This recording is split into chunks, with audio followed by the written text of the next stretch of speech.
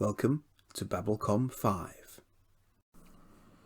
This is episode 14 of season 3 of Babylon 5, Ship of Tears. Good news for once, ISN is coming back online. Franklin figures it's taken them this long owing to damage done by Clark's forces, but Ivanova and Garibaldi are more circumspect. They're proved right when ISN comes back online and immediately suggests that it was insurgents who took over ISN to broadcast misinformation before ISN themselves took the station offline, with government troops then retaking the station from the insurgents. So the information war continues. In local space, Sheridan has been checked out in the Thunderbolts they inherited from the Churchill post-Severed Dreams, dipping a wing of 4 into the local planetary body before C&C advises of a distress call in an outer sector. Sheridan decides to check it out personally with his wingman. In the stricken ship sits Bester, the Psychop, the ship immediately recognisable as a Black Omega Squadron Star Fury. He can hear Sheridan just fine. He just needs him closer. Happily for Sheridan, both his ship and his Mark I eyeballs can see it's a Black Omega Fury, and he knows that means Psychor. So when Bester does open comms, Sheridan isn't in line of sight, so he can't be scanned. He reminds Bester they have no ties to the core, and he's sitting on 4 brand new unidirectional pulse cannons. Shiny. Bester suggests that his curiosity as to why Bester has put himself on the line should outweigh the satisfaction he would get from blowing him out of the sky. After pausing long enough to make Bester concerned, Sheridan relents and escorts him back to Babylon 5.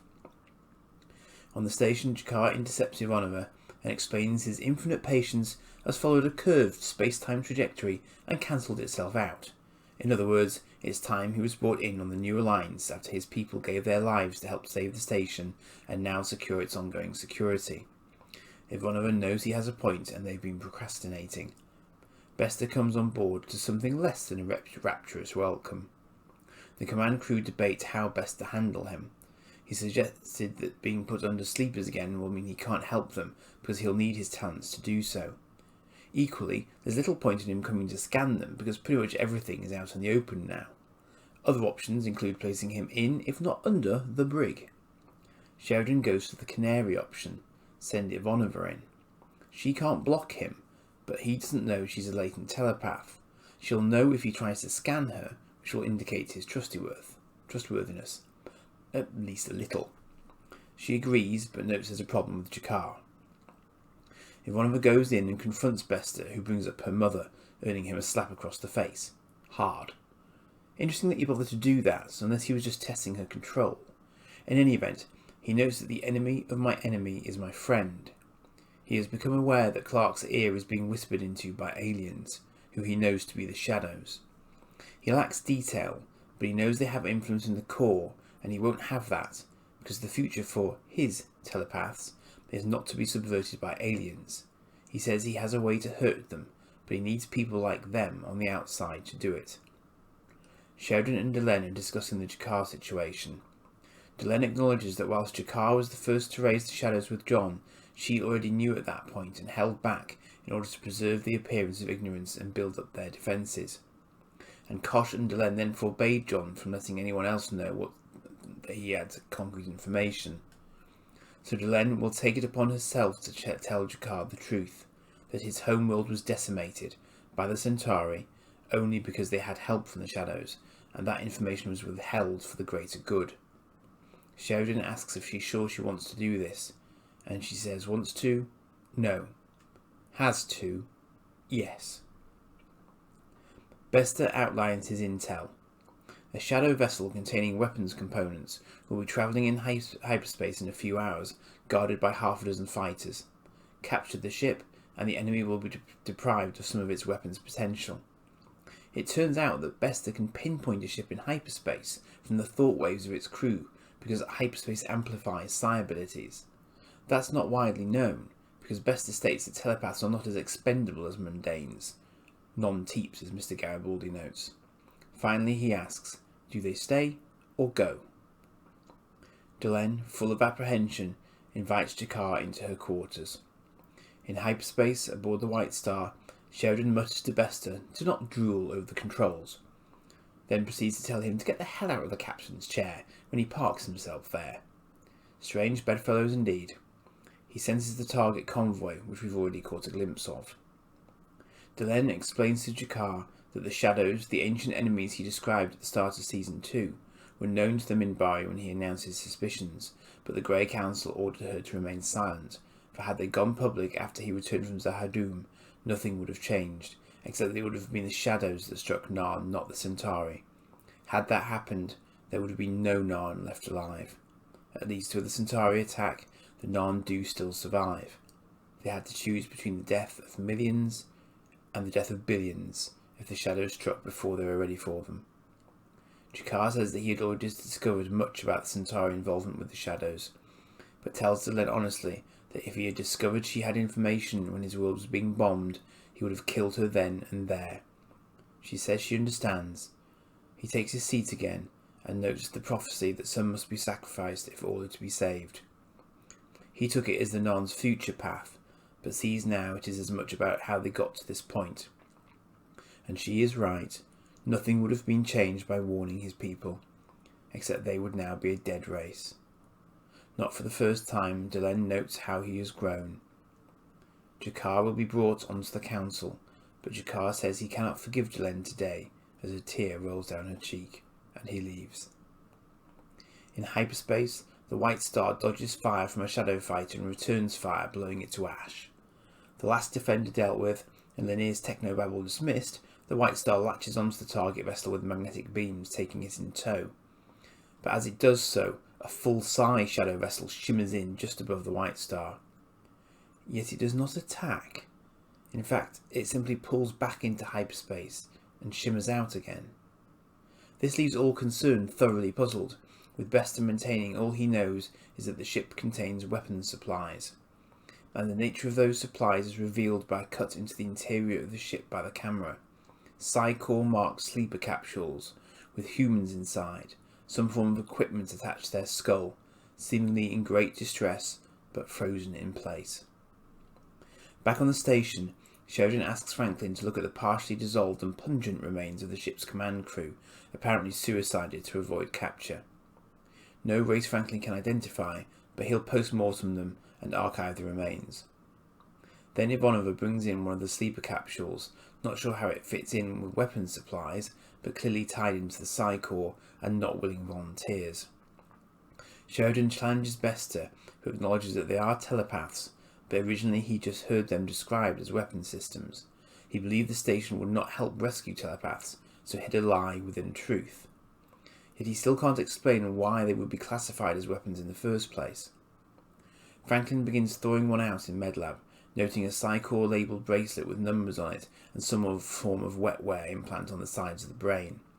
As he looks closer, the female occupant is suddenly conscious and demanding to be let out. She's quickly sedated after being released. Franklin explains to Sheridan in the briefing room that whatever technology has been used in their cerebellum is way beyond what Earth currently has. Sheridan quizzes Bester on the bracelet. He's seen them before. She's a blip, a telepath who tried to run but was captured by the core and sent to a facility on Mars. She's also powerful, a P11 or 12. His voice tails off as he looks at the bracelet more closely. He suddenly announces that he needs to see her, now. Franklin says she'll be out for hours, but Bester dismisses this. In the medlab he's proved right. She comes to from dreaming of strange alien creatures doing some sort of procedure on her and falling towards a shadow vessel, puts a hand on a console and screams.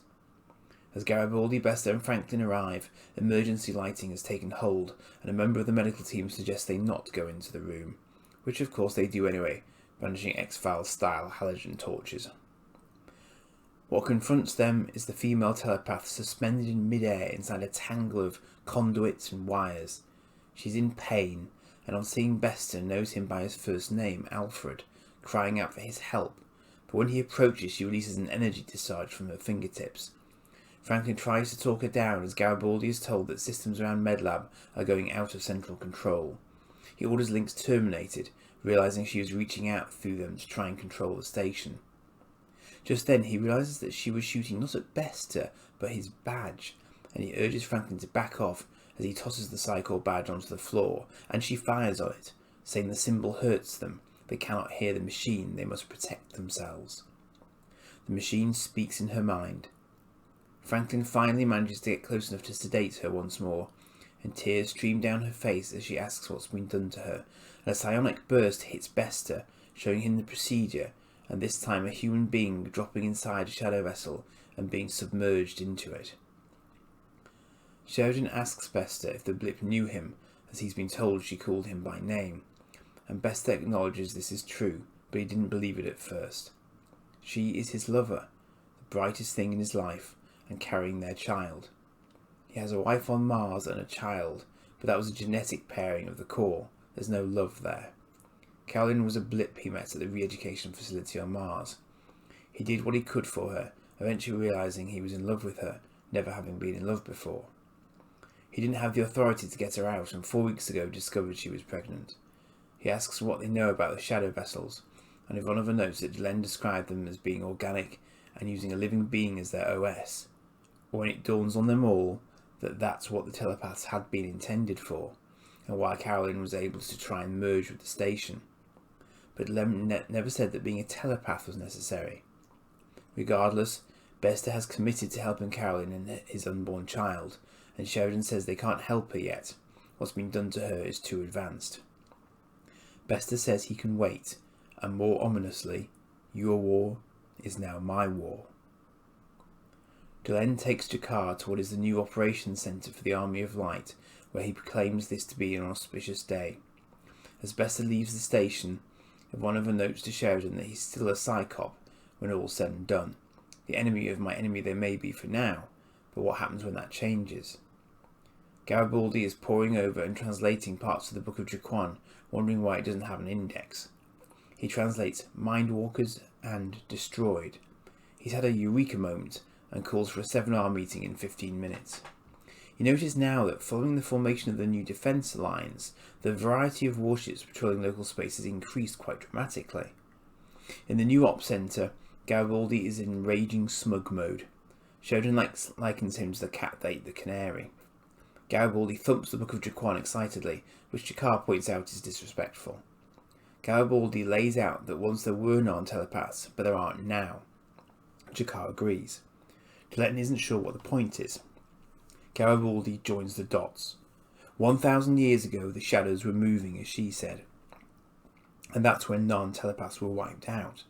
The shadows had a base on Narn, as noted in the Book of Jaquan. It seems the shadows wiped most of them out before making their base, but then Jaquan and the last of the Mindwalkers were able to drive them off. Sheridan joins the dots. The shadows are afraid of telepaths. Why? Because as Carolyn said, they can't hear the machine if they see the Psychor symbol, meaning telepaths can interfere with the ship's abilities to function. Delenn reasons that having a telepathic core might have helped to block telepathic attacks, giving the shadows a reason to infiltrate Psychor to get access to telepaths to strengthen their ships. Ivanova also notes that the shadow vessel that threatened the White Star earlier backed off, which they'd never done before, the difference being that Bester was on board. Sheridan recognises that they now have a weapon against the shadow vessels. Ivanova wonders whether they've unlocked it in time. She holds a report saying the shadows have begun attacking openly in precarious space, and we see their ships attacking as the episode closes out. An exploding jump gate, a gas giant. These are the items Sheridan has had to have handy to take out a single shadow ship, and an insane one, in the past. Clearly that was never going to constitute a viable tactic against him in the long run. Now, though, that he may have one.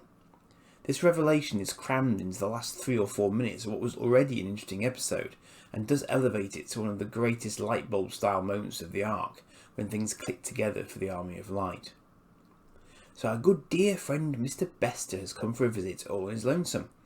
After what happened to his partner in the first season, this of course is entirely understandable. They probably wouldn't give him another one.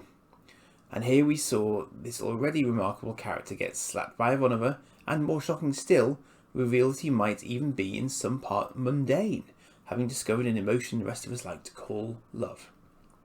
In all seriousness, Koenig really is superb in this.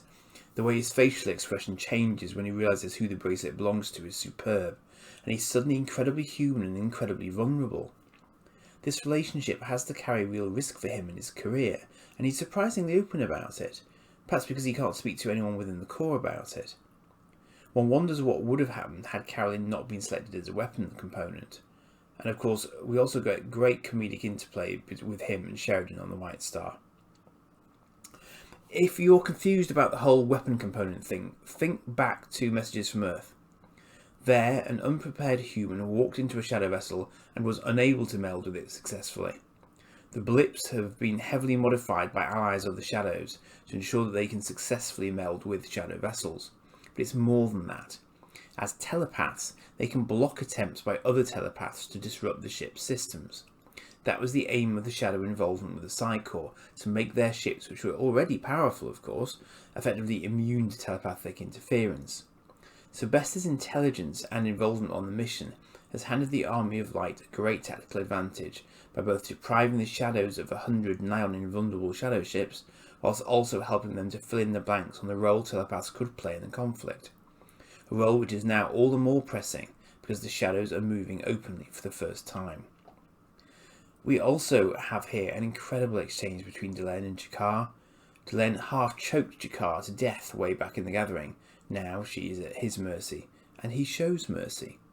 He is completely open with her about what he would have done had she opened up to him whilst Narn was being bombed, and she completely understands that. She understands his grief, yet they both come to know that what happened was for the greater good, even if personal forgiveness cannot come immediately. The promise to G'Kar is fulfilled as he is brought into the War Council, and he helps unlock the connection between Narn telepaths and the Shadows. Ever since the earliest days of the show, we have known about the lack of Narn telepaths in the modern day, despite their past existence. And now, finally, we have an explanation for that. Interestingly, Jaquan seems to have fought with some remaining Mindwalkers, but presumably the Shadows or their allies eliminated the possibility of any more being born from those survivors. And so, as G'Kar says, it seems that the Narn have a history of sacrifice, whether they realised it or not, and now they look to support the history that is yet to be written. I mentioned as I was synopsizing that we now have a range of alien warships encircling the station at any given point, and this of course is off the back of the Babylon Treaty created in the last episode. The Minbari can now have a coffee break, as the Drazi, Brakiri and others take on patrol duties. And of course we see the new Thunderbolts being put through their paces too, the first time we've seen a two-seater fighter from the Earth Alliance. Ideal for training purposes such as this of course, and it means the station now has ships that can pack a punch and go intra-atmospheric, the love child of an A-10 and an X-Wing. And of course we get a shiny new Army of Light command centre with a round table. Arthur would have approved, perhaps he was even the inspiration. Just in time too, because this Cold War just got hot. Bonus points for knowing where I ripped that phrase from. Really beautiful coloration on that nebula in the closing shot too, I thought. In fact, it's like the effects team got a second wind this episode, because I also thought the sequence with Bester's Fury being brought on board was very nicely handled too. That and the interception of the Shadow Convoy, of course. Always nice to see the White Star in action, and now adding tractor beam equivalents to its bag of tricks, courtesy of Minbari drive technology. So, at the end of this episode, the Army of Light have Bester as something approaching an ally, a bunch of popsicle cyborg teeps, and the Shadows are on the move. So you see how JMS lulled us into a false sense of security in the last couple of episodes. Now the game is well and truly afoot, and yet we're not really sure how it's going to play out, because we don't know exactly what Bester can actually do for the Army of Light, and how this shadow activity might be tackled. Now the fun really begins. Catch you next time.